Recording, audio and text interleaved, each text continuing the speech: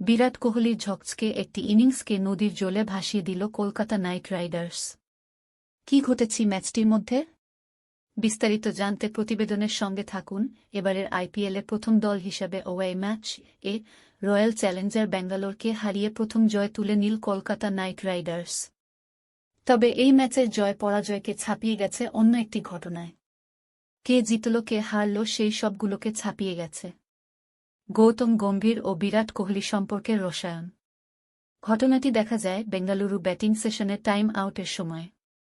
হঠাৎ মাঠের মধ্যে বিরাট কোহলি এবং গম্ভীর পরস্পরকে দেখে হাসিমুখে জড়িয়ে ধরতে দেখা যায়। এই দৃশ্য দেখে ধারাভাষ্যকার রবি শাস্ত্রী বলেন, এই দৃশ্য নিঃসন্দেহে ফেয়ার প্লে অ্যাওয়ার্ড পাবে।